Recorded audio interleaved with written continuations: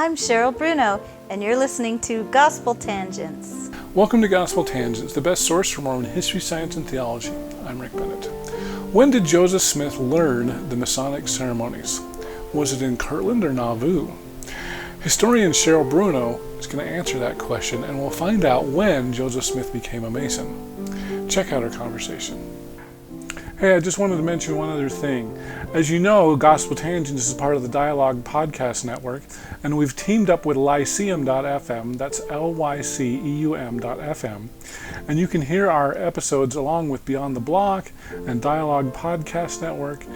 So if you want to check it out there, it's still free, although they do have some premium things as well.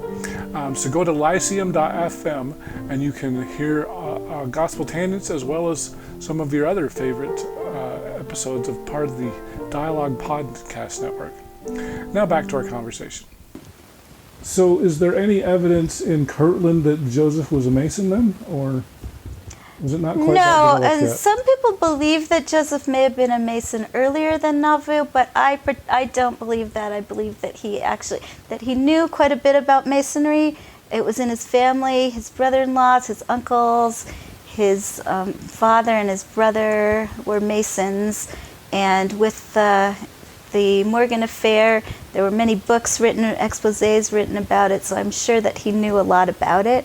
In fact, there used to be traveling companies that would go around and give shows showing what the Masonic ritual looked like, so he could have attended those and seen the actual ritual being played out. But I do not believe he was a Mason before Nauvoo. Okay, so it was really the Nauvoo period when he got into that. Right. So as I understand it, I believe that he was, and I don't know the right language, but he was like commissioned as a Mason on site or something. Can you tell us about that? Okay. This is another thing I sort of don't agree with the common wisdom, so that they believe that he was made a Mason at site, which Abraham Jonas was the Grand Master in Illinois, and he had the ability to just make someone a Mason instead of the person learning about Masonry and learning all the ritual and then becoming, having their, that usually took quite a period of time between the entered apprentice and the fellow craft and the master Mason. They could just make you a master Mason right away. But I don't believe that particular thing happened, that he was made a Mason on site, because there were certain things that had to happen, like you had to open up a certain kind of a lodge in order for that to happen, and those things were not done exactly the way they needed to be done. I also write about that in the book. But it is true that they were made, he was made a Mason, a fellow craft, and then a master Mason quickly within the period of 2 days.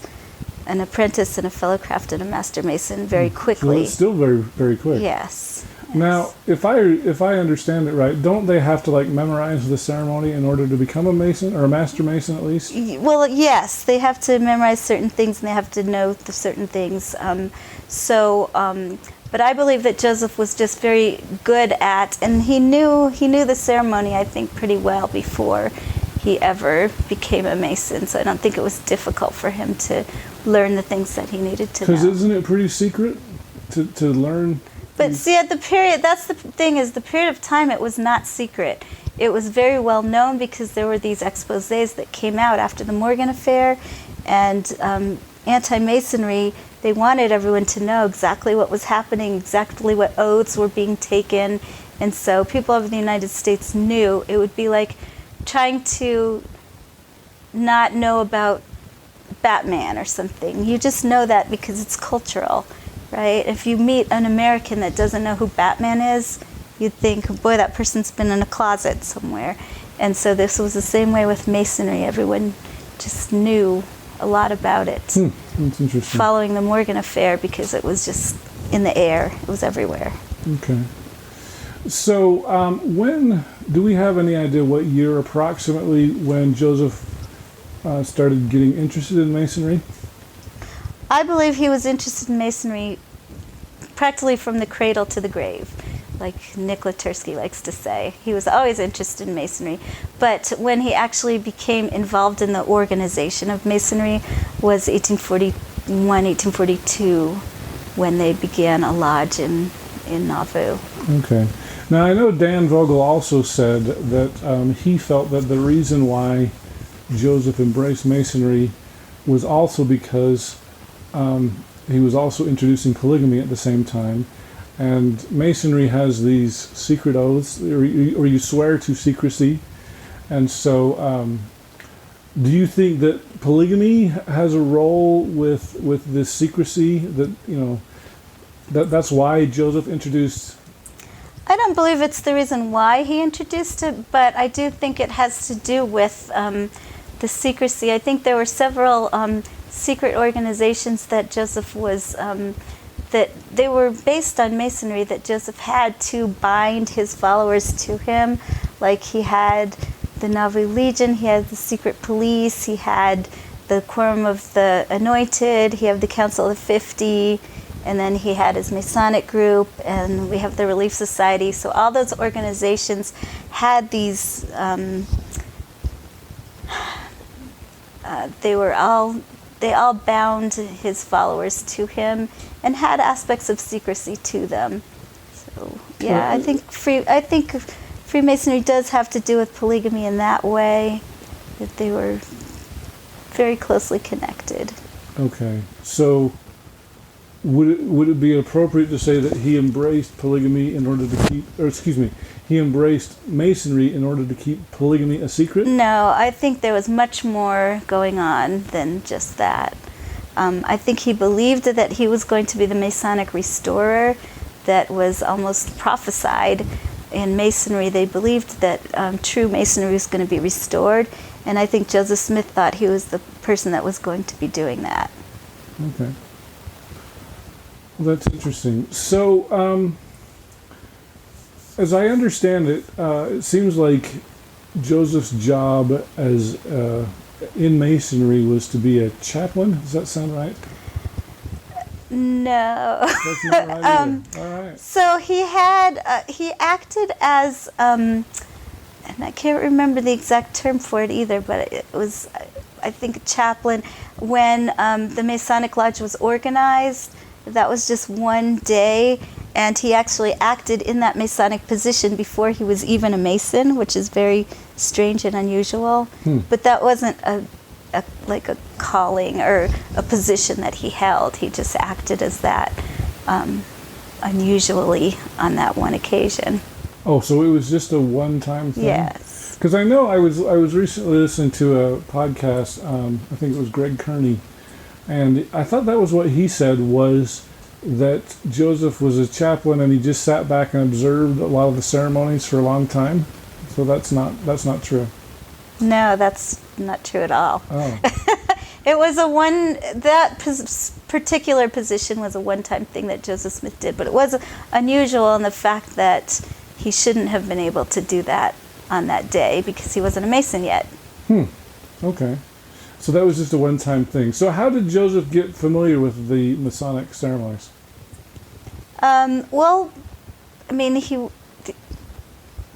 like I said, he was familiar with it from quite early. So he was familiar with it just from learning it? Right, but then in March of 1842, he became a Mason, and we don't have any evidence that Joseph Smith ever acted in a certain position in the lodge at all. When we have him coming to the lodge, and a lot of people like to say that he only went to the lodge 3 times, but that's not true. He went quite frequently during that 2 years before he died.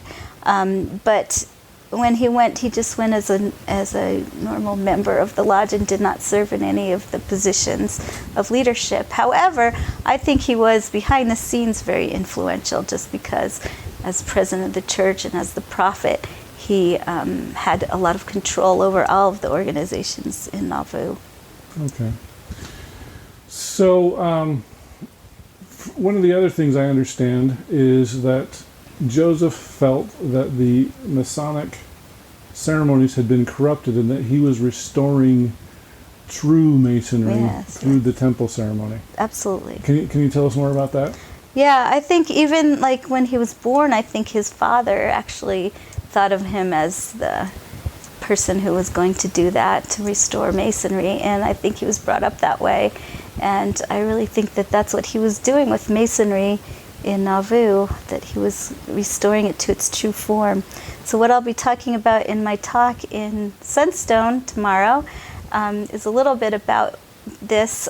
George Oliver had a Masonic legend that he talked about where King Solomon, when he built the temple, brought in the true Masons, who were the Jewish workmen, and he also brought in workmen from Tyre, under Hiram of Tyre, who were the spurious Masons, and he united them together as they built the temple. And that's what I believe Joseph Smith was doing with Masonry in Nauvoo, is that he was joining the Masonic institution in the United States, which he saw as spurious Masonry, and then he was uniting it with his restored and true form of ritual, and that he was going to try to bring that all together into one. Okay. So, because I know there are a lot of Masonic symbols that have been used in the temple ceremonies, and I certainly don't want to say anything I'm not supposed to say. But from what I understand, a lot of these symbols in Masonry have completely different meanings than in an LDS context. Is that a fair statement? Well, I would say that a lot of people don't understand the connection between Mormonism and Masonry, because Mormonism in the 19th century, especially temple work in the 19th century, was very different than what it is today. We know there's been a lot of changes, and the same has happened with Masonry. There's been a lot of changes, so when you compare today's Masonry with today's Mormonism, there isn't much of a interconnection. But when you look at 19th century, when you look at Joseph Smith's Masonry and Joseph Smith's Mormonism, you see a much more, the symbols mesh a lot more. When you look at the five... And you're saying this is due to changes in both of the Mormon ceremonies and the Masonic ceremonies? Right, and so they've gone apart. Okay. And so they were much more interconnected in Joseph Smith's day, and you could see the relationship in the symbols. Now, Joseph Smith didn't just take the Masonic ritual and put it into the Nauvoo temple. Joseph Smith was a ritualist, and he was quite a good ritualist. And so what he did was he made his own ceremony, but it still is very, very Masonic, and the symbols are very Masonic, and they, I believe, have much the same meanings when you look at them back historically. Okay. So it's clear that Joseph kind of believed that he was restoring the Masonic ceremony to the true ceremony. Mm-hmm. I hope you enjoyed our conversation with historian Cheryl Bruno. In our next conversation, we'll find out about other Mormon groups that had Masonic ceremonies.